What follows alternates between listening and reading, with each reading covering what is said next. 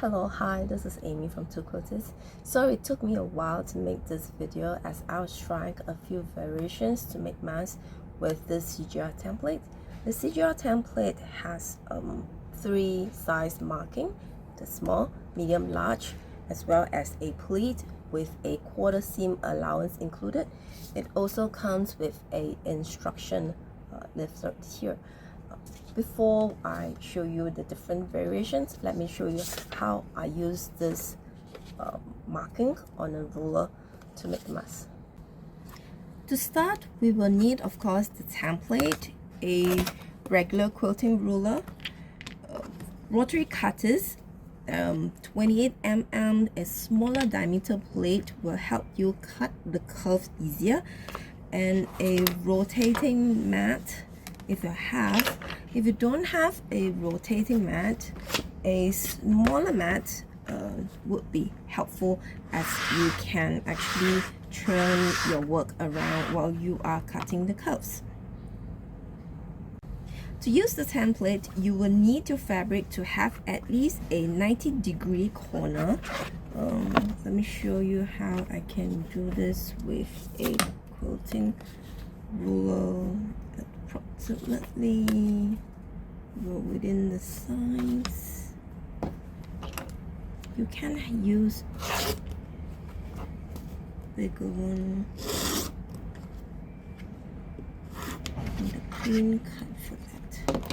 There, this is the clean 90-degree, whereby you can place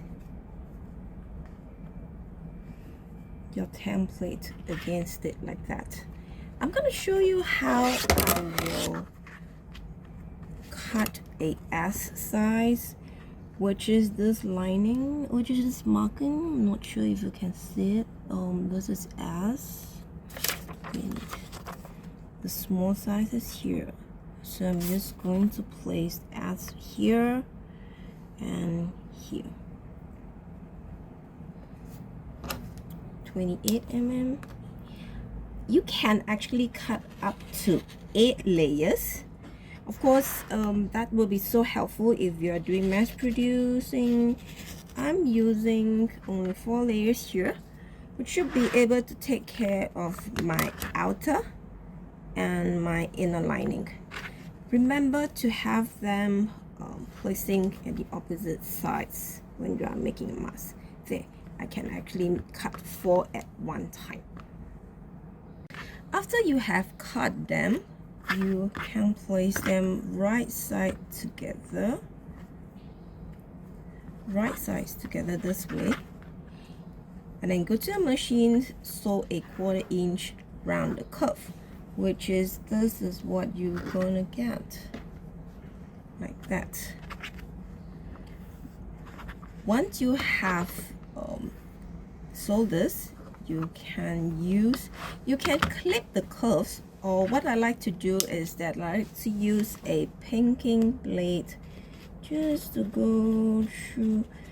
Be careful not to cut your sewing line, and then you will have this and this like that.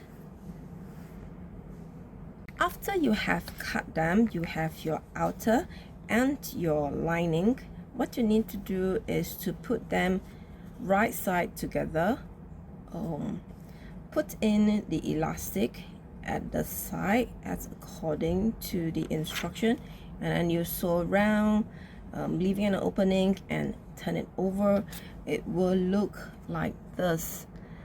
There is also a suggested elastic size on the template here. However, I actually follow the length on it. I find it too big. Like, this is a L size that I make for my husband. I actually have to knot it to shorten it because it's really too long. What I don't like it is that the elastic cannot be adjusted after it's been sewn in, other than just tying a knot, and elastic does wear off after a while, so you do need to replace them, which is not easy if it's sewn in and you don't have an alternative to remove it. If you like ties just like me, you can do the same by just replacing it with a fabric tie this way. I cut a 1 3/8 strip, double fold them this way, fold in, and then I sew. So I create this fabric tie. I got this cord stopper from Daiso, which is pretty helpful. It helps to just tighten, and I can go and pull up to loosen it. Good for kids as well. This one, it's attached to it permanently. The same method as what you would do, you know, instead of putting the elastic, you put in your fabric tie at the corner before sewing all around. So it is straightforward to replace the elastic with a tie.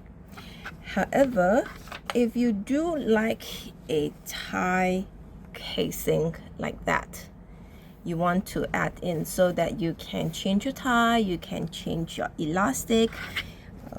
What you can do is that when you are cutting up your fabric,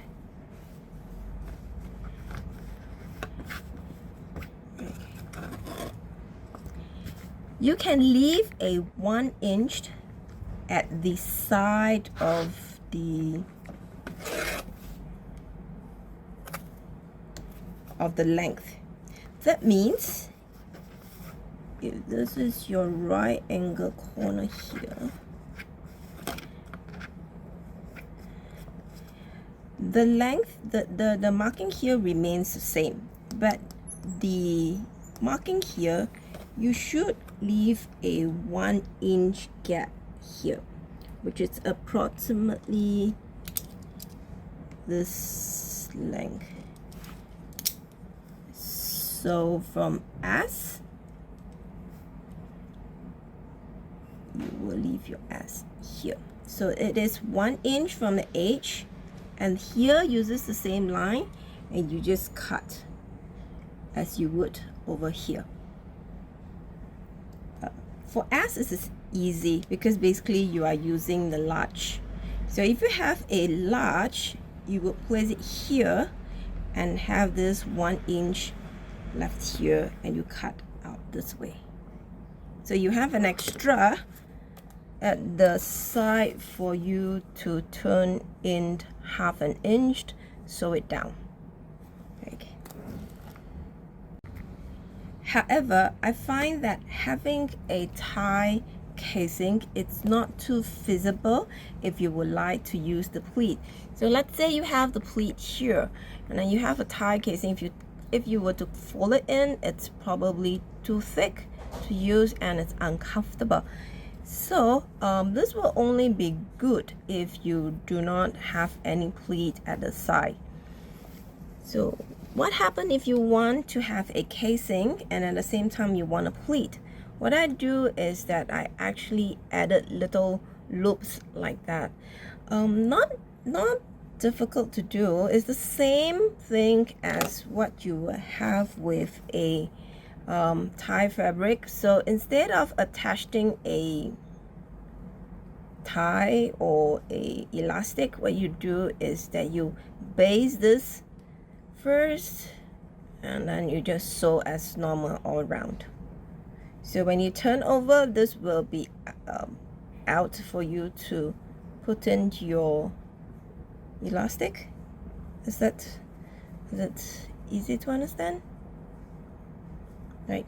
So this way you will get your pleat as well as a loop for you to change your elastic, to fabric tie, to other methods. You can even put your neck straps if you want at the side here with lobster claps to attach your neck strap to it for kids. All my masks have a filter pocket included in. The template itself doesn't show you or doesn't have any marking to show you how to add a filter pocket. What you can do is that I use a washi tape to mark a 2.5 inch from the edge of the template to the inside, and then I just do this is a 1/4 inch washi tape here. What I did was to cut the fabric. This is sewn when it is as well as curved, using the same size. If you're using a small, you will place it at a small dotted line marking here, and then you cut here. There will be enough for you to do a double fold hemmed, or you will want to serge and fold. It is up to you. So this way. So to put a filter pocket is the same way as how you would do with the lining. This way you put them with the wrong side to the right side, means both right side is facing you. Nest the seam, baste it before you do your right side to go all around. That's so simple. And then this is the same thing. You can put multiple layer. You just have to cut them according to the size, and then that you have your filter pocket inside. And it's not that difficult. I do use the same size filter for my large mask, my small, my medium, with or without tie casing, with or without pleats or loops, or different type of variations. Generally, I think the mask filter that we buy outside will be the same size. So one size is good for all. So that's all for what we have. That's the type of variation we can think of now. I'm sure you will have better ideas. To let us know if you have any comments, any questions. I'll try our best to address it. Meanwhile, as always, stay safe, mask up, and happy sewing. Bye bye.